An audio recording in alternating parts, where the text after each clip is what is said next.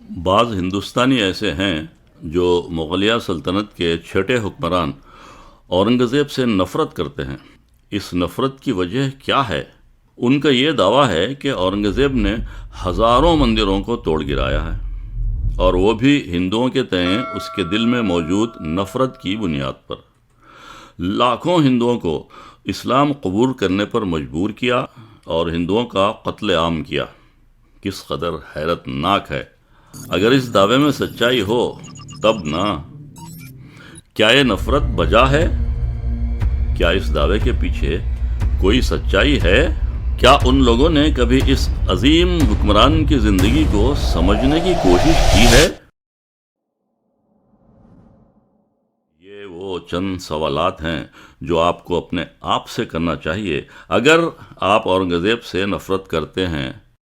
اکثر ایسا ہوا ہے، آج اورنگزیب سے نفرت کرنے والے لوگ ایسے ہی غیر صحت مند ذرائع کو بنیاد بنا کر تاریخی اورنگزیب کو سمجھنے کی کوشش کرتے ہیں، اور ان کی یہ معلومات صفر ہیں، جن کا مقصد اپنی سیاست میں اورنگزیب کی شخصیت کو استعمال کرتے ہوئے ہندوستان میں تمام مسلمانوں اور بالخصوص اسلام کے خلاف نفرت کا ماحول پیدا کرنا ہے۔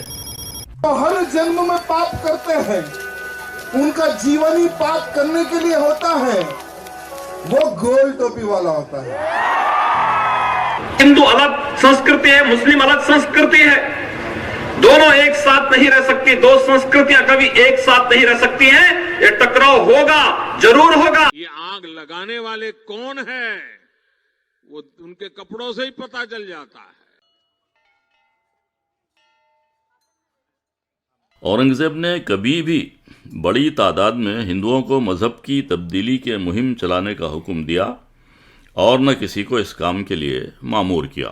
بعض افراد کے ہاں ایسی کئی وجوہات تھیں جن کی بنا وہ اسلام قبول کرنے پر آمادہ تھے۔ مثال کے طور پر وہ اسلام کی حقانیت کو جان چکے تھے۔ وہ مغلیہ دور میں عہدوں کی دوڑ میں آگے بڑھنا چاہتے تھے، اور ان کا یہ ماننا تھا کہ شاید ان کے مسلمان ہو جانے سے اس کام میں آسانی ہوگی، اور ممکن ہے وہ کچھ ایسے کام اپنانا چاہتے تھے جو صرف مسلمانوں کو تفویض کیے جاتے تھے، مثلا جزیہ وصولی۔ آج یہ کہنا ناممکن ہے کہ وہ کیا اسباب و علل تھے جو انہیں مسلمان بن جانے کی ترغیب دیتے تھے، لیکن صاف ظاہر ہوتا ہے کہ وہ اپنی رضامندی سے بلا جبر ایسا کرتے تھے۔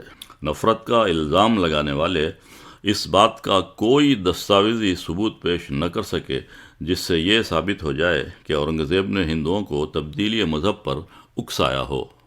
اورنگزیب کو سیاسی بنیادوں پر جتنی مندروں کو گرانا پڑا ہے، اس سے کئی گنا زیادہ مندروں کا انہوں نے تحفظ کیا۔ اورنگزیب کے ہندوستان میں جین اور ہندوؤں کی مندریں کثیر تعداد میں موجود تھیں۔ یہ مندریں، یہ مذہبی ادارے مغل سلطنت کے تحفظ کی علامت تھے ہی۔ اورنگزیب نے ان کی حفاظت اور بقا کے لیے کئی اقدامات کیے۔ اورنگزیب پر اپنی حالیہ کتاب میں آڈری ٹرشکی نے لکھا کہ اورنگزیب نے ایسے درجنوں احکام جاری کیے جن کی روح سے مندروں کو غیر ضروری مداخلت سے محفوظ رکھا جا سکے۔ اورنگزیب نے ہندوؤں کے طبقات کو زمینیں الاٹ کیں اور مذہبی رہنماؤں کو وظائف جاری کیے۔ اپنی حکمرانی کے 90 سال انہوں نے آسام کے گوہاٹی میں واقع امانند ٹیمپل کے لیے ایک فرمان جاری کیا، جس کی روح سے پہلے کے زمین کی منظوری کی توثیق کرتے ہوئے اسے تحصیل وصول کرنے کے حقوق دیے گئے۔ 1680 عیسوی میں انہوں نے فرمان جاری کیا کہ دریائے گنگا کے کنارے رہنے والے ہندو سنیاسیوں کو ہراساں نہ کیا جائے۔ 1687 میں انہوں نے رام جیون گوسین کو برہمنوں کے لیے مکانات تعمیر کرنے بنارس میں گھاٹ پر زمین الاٹ کی۔ 1691 میں انہوں نے چترکوٹ کے مہنت بالک داس نروان بالاجی ٹیمپل کی حمایت میں بڑی زمین الاٹ کی جس پر کوئی ٹیکس نہیں تھا۔ اسی طرح ان کی عنایات جاری رہیں۔ آڈری ٹرشکی جیسے اسکالرز ہی نہیں بلکہ ہندوستان کے دیگر مورخین بھی ان باتوں کو مانتے ہیں۔ 1654 عیسوی میں اورنگزیب نے میوراج کے ایک ہندو حکمران رانا راج سنگھ کو ایک حکم نامہ نشان روانہ کیا۔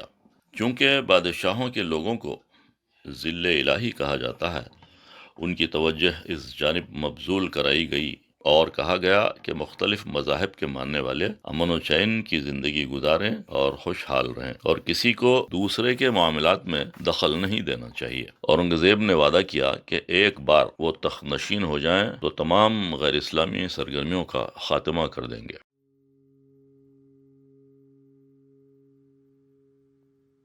اورنگزیب کی نظروں میں مغل حکمرانوں کی روایات و اسلامی تعلیمات نے انہیں یہ سکھایا کہ ہندوؤں کی مندروں، مذہبی مقامات اور ان کے مذہبی رہنماؤں کا احترام کیا جائے۔ اسی شاہی حکم نامے کی روح سے مذہبی ڈھانچوں اور کسی بھی قسم کے تعصب کو ہوا دینے والے کاموں کی بھرپور مذمت کی گئی۔ بنارس پر اورنگزیب نے مقامی مغل حکمرانوں کے نام فرمان جاری کرتے ہوئے پابند کیا کہ مقامی مندروں کے معاملات میں کسی بھی قسم کی دخل اندازی روک دی جائے۔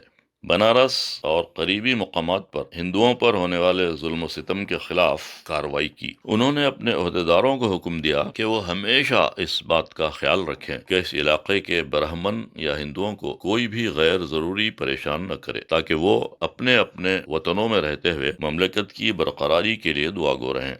اورنگزیب کے دور اقتدار میں مندروں کو مذہبی و سیاسی حیثیت حاصل تھی۔ بہت سے ہندو بادشاہوں نے ایک دوسرے کی مندریں توڑیں۔ بعض اوقات اورنگزیب کو چند ایسے منتخب مندروں کے خلاف کارروائی کرنی پڑی جو مملکت کے خلاف کام کر رہے تھے۔ مندروں کی مسماری راجستھان کے علاقے میں زیادہ دیکھنے میں آتی ہے، جہاں کے راجپوت اورنگزیب کے خلاف سیاسی جدوجہد میں مصروف تھے۔ اورنگزیب کی حکمرانی کے اختتام تک بے شمار ہندو اور جین مندر جوں کے توں صحیح سالم تھے، اور ہندوؤں کی آبادی اور مندروں کو توڑے جانے میں کوئی تناسب نہیں دیکھا گیا۔ جہاں پر آندھرا پردیش، کرناٹک اور تمل ناڈو کے دیگر علاقوں کی طرح مسلمان اکثریت میجورٹی میں رہتے ہیں، لیکن راجستھان میں مندروں کی تعداد زیادہ ہی ہے۔ ہندو علاقوں میں مندروں کا انہدام یکساں طور پر نہیں ہوا ہے، جس سے ان کا دعویٰ کھوکھلا ثابت ہوتا ہے۔ یا یہ کہا جا سکے کہ مذہبی جذبات کے تحت ایسا کیا گیا ہے؟ نہیں۔ اگر یہ دعویٰ سچ بھی ہے تو ہمیں دوسرے علاقوں میں جہاں ہندو اکثریت ہے اور زیادہ مندر ٹوٹے ہوئے ملنے چاہیے تھے، لیکن ایسا نہیں ہوا۔ ہم ایسا بھی نہیں کہہ سکتے کہ اگر اورنگزیب نے چند مندروں کو توڑا ہے تو اس نے اسلام کی تعلیمات کے زیر اثر ایسا کیا ہے۔ ہرگز نہیں۔ یہ وہ دعویٰ ہے جو جاہل قسم کے لوگ کیا کرتے ہیں۔ آنکھیں کھولیے، بغیر سوچے سمجھے نفرت مت پھیلائیے۔ آئیے باوثوق ذرائع سے تاریخ پڑھیے، مذہبی یا اخلاقی بنیاد پر تقسیم ہونا بند کر دیجیے۔